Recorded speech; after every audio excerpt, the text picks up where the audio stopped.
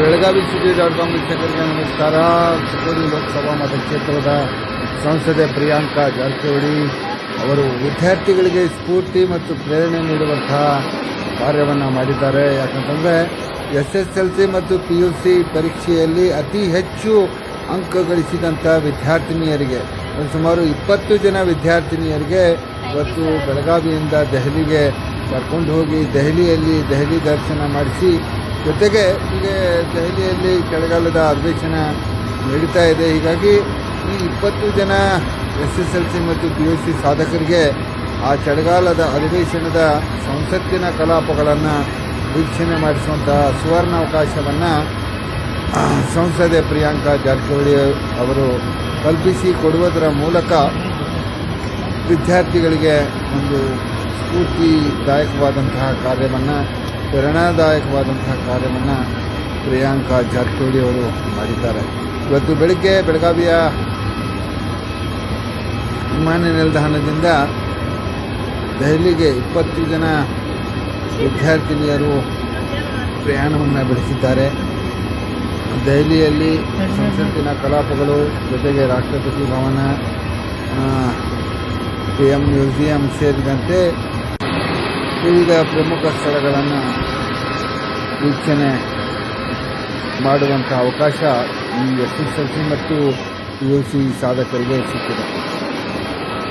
ಸಂಸದೆ ಪ್ರಿಯಾಂಕಾ ಜಾರಕಿಹೊಳಿ ಅವರು ಮಾಡಿರುವಂಥ ಈ ಕಾರ್ಯ ಆದರ್ಶವಾಗಿದ್ದು, ಇತರ ರಾಜಕಾರಣಿಗಳಿಗೆ ಈ ಒಂದು ಕಾರ್ಯಕ್ರಮ ಆದರ್ಶವಾಗಿದೆ. ಹೀಗಾಗಿ ಕಷ್ಟಪಟ್ಟು ಹಗಲು ರಾತ್ರಿ ಅಭ್ಯಾಸ ಮಾಡಿ SSLC ಮತ್ತು PUC ಪರೀಕ್ಷೆಯಲ್ಲಿ ಅತಿ ಹೆಚ್ಚು ಅಂಕ ಗಳಿಸಿ ಸಾಧನೆ ಮಾಡಿದಂತಹ ಸಾಧಕರಿಗೆ ಈಗ ದೆಹಲಿ ದರ್ಶನದ ಭಾಗ್ಯ ಒದಗಿ ಬಂದಿದೆ.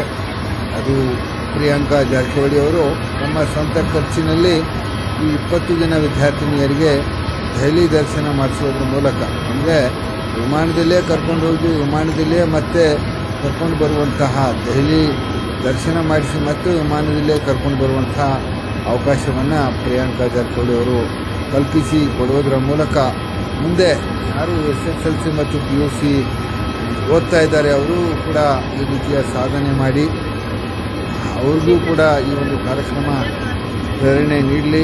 ಅದು ಎಲ್ಲ ವಿದ್ಯಾರ್ಥಿಗಳಿಗೆ ಈ ಒಂದು ಕಾರ್ಯಕ್ರಮ ಸ್ಫೂರ್ತಿ ನೀಡಲಿ ಅನ್ನುವಂತಹ ಉದ್ದೇಶದಿಂದ ಪ್ರಿಯಾಂಕಾ ಜಾರಕಿಹೊಳಿ ಅವರು ವಿನೂತನವಾದಂತಹ, ವಿಭಿನ್ನವಾದಂತಹ, ವಿಶಿಷ್ಟವಾದಂತಹ, ಅರ್ಥಪೂರ್ಣವಾದಂತಹ ಮತ್ತು ಎಲ್ಲ ವಿದ್ಯಾರ್ಥಿಗಳಿಗೆ ಮುಂದೆ ನಾವು ಓದಬೇಕು, ನಾವು ಈ ರೀತಿ ವಿಮಾನದಲ್ಲಿ ದೆಹಲಿಗೆ ಹೋಗಬೇಕು ಎನ್ನುವಂತಹ ಒಂದು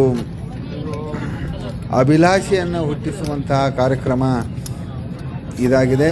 ಹೀಗಾಗಿ ಇವತ್ತು 20 ಜನ ವಿದ್ಯಾರ್ಥಿನಿಯರು, ಅಂದರೆ SSLC ಮತ್ತು PUC ಪರೀಕ್ಷೆಯಲ್ಲಿ ಅತಿ ಹೆಚ್ಚು ಅಂಕ ಗಳಿಸಿ ಸಾಧನೆ ಮಾಡಿದಂತಹ ಸಾಧಕರು ಈಗ ದೆಹಲಿಗೆ ಪ್ರಯಾಣವನ್ನು ಬೆಳೆಸುವುದರ ಮೂಲಕ ಎಲ್ಲರ ಗಮನವನ್ನು ಸೆಳೆದಿದ್ದಾರೆ.